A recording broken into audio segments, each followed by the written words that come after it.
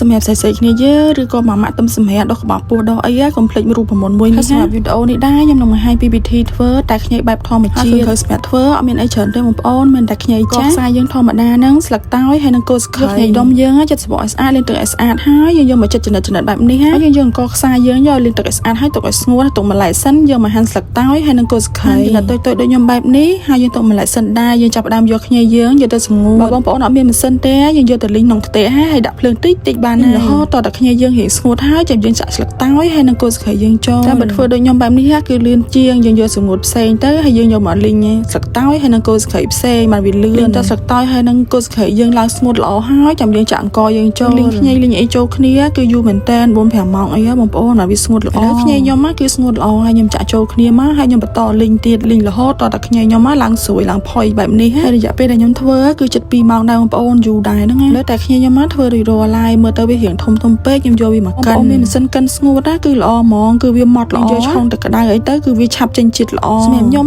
គឺមានតែម៉ាស៊ីនកិនធម្មតាអញ្ចឹងខ្ញុំកិនហើយខ្ញុំដាក់ចូលកន្លសម្រាប់វិធីញ៉ាំវិញគឺយើងញ៉ាំពេលព្រឹកហើយនឹងពេលល្ងាចឆុងជាមួយទឹកក្តៅយើងយើងទុកវាឲ្យចេញជាតិហើយទុកឲ្យត្រជាក់មកល្មមអ៊ុនៗហើយយើងញ៉ាំមួយកែវនេះគឺខ្ញុំដាក់ក្លាសភាពបានពេលបានញ៉ាំហើយបងប្អូនក្នុងខ្លួនគឺល្អហ្មងហើយឡើងបែកញើសឡើងខ្ចាយហ្មងវីដេអូខ្ញុំថ្ងៃនេះមានតែប៉ុណ្្នឹងឯងកុំភ្លេចសាកល្បងធ្វើញ៉ាំទាំងអស់គ្នាអរគុណ